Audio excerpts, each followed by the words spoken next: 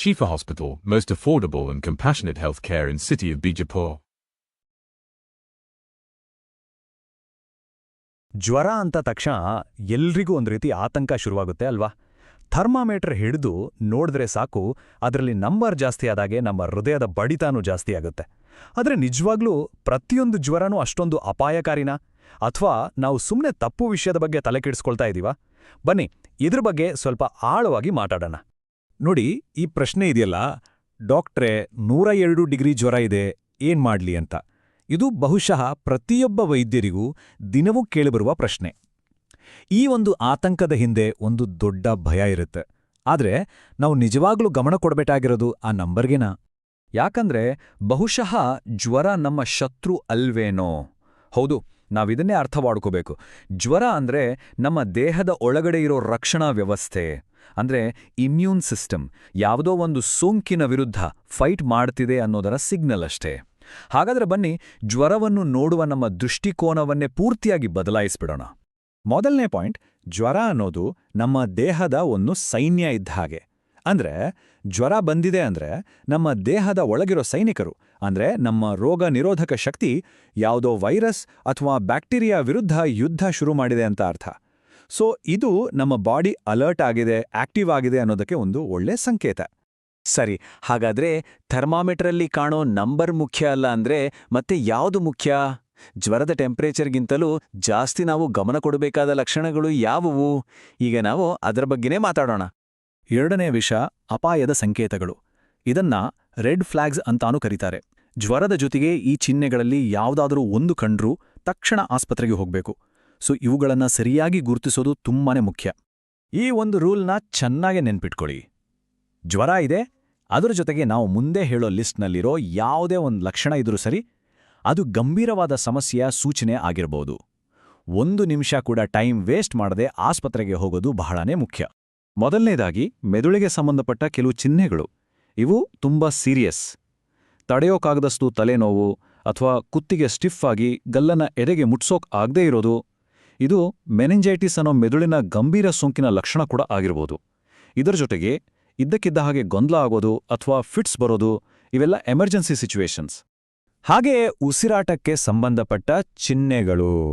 ಉಸಿರಾಡಕ್ಕೆ ಕಷ್ಟ ಆಗ್ತಿದ್ರೆ ಅಥವಾ ತುಂಬ ಫಾಸ್ಟಾಗಿ ಉಸಿರಾಡ್ತಿದ್ರೆ ಅದನ್ನ ಯಾವತ್ತೂ ನಿರ್ಲಕ್ಷ್ಯ ಮಾಡಬಾರ್ದು. ಎಲ್ಲಕ್ಕಿಂತ ಮುಖ್ಯವಾಗಿ ತುಟಿಗಳು ಅಥವಾ ಉಗುರುಗಳು ನೀಲಿ ಬಣ್ಣಕ್ಕೆ ತಿರುಗ್ತಿದೆ ಅಂದ್ರೆ ಅದರರ್ಥ ದೇಹದಲ್ಲಿ ಆಕ್ಸಿಜನ್ ಲೆವೆಲ್ ತುಂಬಾನೇ ಡೇಂಜರಸ್ ಆಗಿ ಕಡಿಮೆ ಆಗಿದೆ ಅಂತ ತಕ್ಷಣ ಹಾಸ್ಪಿಟ್ಲಿಗೆ ಹೋಗಲೇಬೇಕು. ಇನ್ನು ದೇಹಕ್ಕೆ ಸಂಬಂಧಪಟ್ಟ ಕೆಲವು ಚಿಹ್ನೆಗಳು. ಚರ್ಮದ ಮೇಲೆ ಕೆಂಪು ಗುಳ್ಳೆಗಳು ಅಥವಾ ದದ್ದುಗಳು ಬಂದು ಒಂದು ಗಾಜಿನ ಲೋಟ ತಗೊಂಡು ಅದನ್ನ ಒತ್ತಿ ನೋಡಿದಾಗ್ಲೂ ಆ ಕೆಂಪು ಬಣ್ಣ ಹೋಗ್ಲಿಲ್ಲ ಅಂದ್ರೆ ಅದು ಡೆಂಗ್ಯೂ ಜ್ವರ ಅಥವಾ ಬೇರೆ ಯಾವುದೋ ಗಂಭೀರ ರಕ್ತದ ಸೋಂಕಿನ ಲಕ್ಷಣ ಇರ್ಬೋದು. ಇದರ ಜೊತೆಗೆ ತೀವ್ರವಾದ ಹೊಟ್ಟೆ ನೋವು ಅಥವಾ ಸುಮಾರು 8ರಿಂದ 10 ಗಂಟೆಗಳ ಕಾಲ ಯೂರಿನ್ ಪಾಸ್ ಮಾಡಿಲ್ಲ ಅಂದ್ರೆ ಅದು ಕೂಡ ಡೇಂಜರ್ ಸೈನ್. ಮೂರನೇ ವಿಷಯ, ವಯಸ್ಸು ಕೂಡ ಇಲ್ಲಿ ಬಹಳ ಮುಖ್ಯ ಆಗುತ್ತೆ. ಯಾಕಂದ್ರೆ ಒಂದು ಪುಟ್ಟ ಮಗುವಿಗೆ ಬರೋ ಜ್ವರವನ್ನ ಮತ್ತೆ ದೊಡ್ಡವರಿಗೆ ಬರೋ ಜ್ವರವನ್ನ ಒಂದೇ ರೀತಿ ನೋಡಕ್ಕಾಗಲ್ಲ. ಅದಕ್ಕೆ ಬೇರೆ ಬೇರೆ ರೂಲ್ಸ್ ಇದೆ.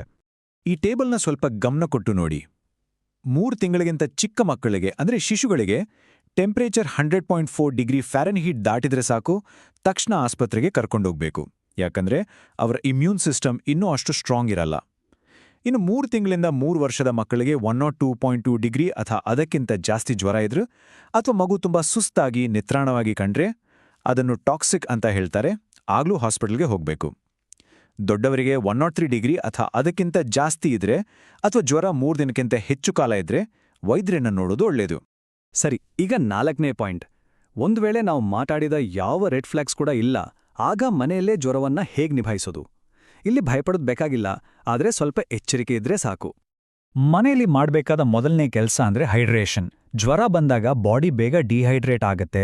ಹಾಗಾಗಿ ನೀರು, ORS, ಎಳ್ನೀರು ಈ ಥರ ದ್ರವಾಹಾರವನ್ನ ಜಾಸ್ತಿ ಕೊಡಬೇಕು. ಔಷಧಿ ವಿಷಯಕ್ಕೆ ಬಂದ್ರೆ ಪ್ಯಾರಾಸಿಟಮಾಲ್ ಸೇಫ್. ಆದರೆ ಒಂದು ಎಚ್ಚರಿಕೆ, ಒಂದು ವೇಳೆ ಡೆಂಗ್ಯೂ ಇರಬಹುದು ಅನ್ನೋ ಅನುಮಾನ ಇದ್ರೆ ಐಬ್ಯೂಪ್ರೋಫೆನ್ ಥರದ ಪೇನ್ ಕಿಲ್ಲರ್ಸ್ ತಗೋಬೇಡಿ. ಯಾಕಂದ್ರೆ ಅದು ರಕ್ತಸ್ರಾವದ ರಿಸ್ಕ್ನ ಜಾಸ್ತಿ ಮಾಡ್ಬೋದು. ಬಟ್ಟೆಗಳ ವಿಷಯದಲ್ಲಿ ಒಂದು ದೊಡ್ಡ ತಪ್ಪು ಕಲ್ಪನೆ ಇದೆ.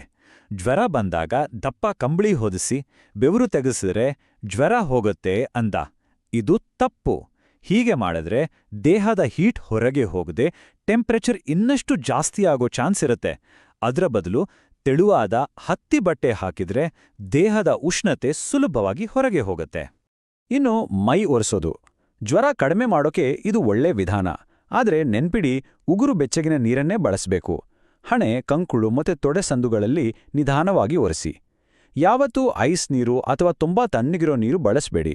ಯಾಕಂದ್ರೆ ಅದರಿಂದ ಶರೀರಕ್ಕೆ ಶಾಕ್ ಆಗಿ ನಡುಕ ಶುರುವಾಗಿ ಟೆಂಪರೇಚರ್ ಕಡಿಮೆ ಆಗೋ ಬದಲು ಇನ್ನೂ ಜಾಸ್ತಿ ಆಗ್ಬೋದು. ಕೊನೆಯದಾಗಿ 5ನೇ ಮತ್ತು ಎಲ್ಲಕ್ಕಿಂತ ಇಂಪಾರ್ಟೆಂಟ್ ಪಾಯಿಂಟ್.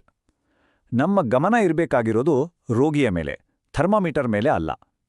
ಈ ಒಂದು ಸಿದ್ಧಾಂತವನ್ನ ಅರ್ಥ ಮಾಡ್ಕೊಂಡ್ರೆ ಏನ್ಮಾಡ್ಬೇಕು ಅಂತ ನಿರ್ಧಾರ ಮಾಡೋದು ತುಂಬಾ ಸುಲಭ ಆಗುತ್ತೆ. ವೈದ್ಯಕೀಯ ಲೋಕದಲ್ಲಿ ಒಂದು ಮಾತಿದೆ, ರೋಗಿಗೆ ಚಿಕಿತ್ಸೆ ಕೊಡಿ, ಥರ್ಮಾಮೀಟರ್ಗೆ ಅಲ್ಲ. ಅಂದ್ರೆ ಜ್ವರದ ನಂಬರ್ ಎಷ್ಟೇ ಇರಲಿ, ಅದಕ್ಕಿಂತ ಮುಖ್ಯ ರೋಗಿಯ ಸ್ಥಿತಿ ಹೇಗಿದೆ ಅನ್ನೋದು. ಅವರು ಆಕ್ಟಿವ್ ಆಗಿದ್ದಾರಾ, ಹೇಗೆ ವರ್ತಿಸ್ತಾ ಇದ್ದಾರೆ, ಈ ವಿಷಯಗಳ ಮೇಲೆ ನಾವು ಹೆಚ್ಚು ಗಮನ ಕೊಡಬೇಕು. ಈ ವಿಷಯವನ್ನ ಇನ್ನಷ್ಟು ಚೆನ್ನಾಗಿ ಅರ್ಥ ಮಾಡ್ಕೊಳ್ಳೋಕೆ ಈ ಉದಾಹರಣೆ ನೋಡಿ. ಇಲ್ಲಿ ಇಬ್ರು ರೋಗಿಗಳಿದ್ದಾರೆ, ಎ ಮತ್ತು ಬಿ. ರೋಗಿ ಎಗೆ 101 ಡಿಗ್ರಿ ಜ್ವರ ಇದೆ, ಆದರೆ ಆರಾಮಾಗಿ ಆಟ ಆಡ್ಕೊಂಡು ನೀರು ಕುಡಿತಾ ಇದ್ದಾನೆ. ರೋಗಿ ಬಿಗೆ 100 ಡಿಗ್ರಿ ಜ್ವರ ಅಷ್ಟೇ, ಆದರೆ ಅವನು ಗೊಂದಲದಲ್ಲಿದ್ದಾನೆ ಮತ್ತೆ ಯೂರಿನ್ ಕೂಡ ಪಾಸ್ ಮಾಡಿಲ್ಲ. ಈಗ ಹೇಳಿ, ಇವರಿಬ್ರಲ್ಲಿ ಯಾರ ಸ್ಥಿತಿ ಹೆಚ್ಚು ಗಂಭೀರ? ಖಂಡಿತವಾಗಿಯೂ ರೋಗಿ ಬಿ ಅಲ್ವಾ? ಯಾಕಂದ್ರೆ ಮುಖ್ಯವಾಗಿರೋದು ಥರ್ಮೋಮೀಟರ್ನ ನಂಬರ್ ಅಲ್ಲ, ರೋಗಿಯ ಕಂಡೀಷನ್. ಸೊ ಈಗ ಗೊತ್ತಾಗಿದೆ ಅಲ್ವಾ, ಇದು ಬರೀ ಒಂದು ಜ್ವರನಾ ಅಥವಾ ಇದ್ರ ಹಿಂದೆ ಯಾವುದಾದ್ರೂ ಅಪಾಯದ ಸಂಕೇತ ಇದೆಯಾ ಅಂತ ಹೇಗೆ ಕಂಡುಹಿಡಿಯೋದು ಅಂತ. ಮುಂದಿನ ಸಲ ಜ್ವರ ಬಂದಾಗ ಕೇವಲ ನಂಬರ್ ನೋಡಿ ಗಾಬರಿಯಾಗೋ ಬದಲು ನಿಜವಾದ ಡೇಂಜರ್ ಸೈನ್ಸ್ ಯಾವುದು ಅಂತ ಗುರುತಿಸೋ ಜ್ಞಾನ ಈಗ ನಮ್ಮೆಲ್ಲರಿಗೂ ಇದೆ. ಈ ಒಂದು ಅರಿವೇ ನಮ್ಮ ಹಾಗೂ ನಮ್ಮ ಪ್ರೀತಿ ಪಾತ್ರರ ಸುರಕ್ಷತೆಯ ಕಡೆಗೆ ಇಡೋ ಮೊದಲ ಹೆಜ್ಜೆ.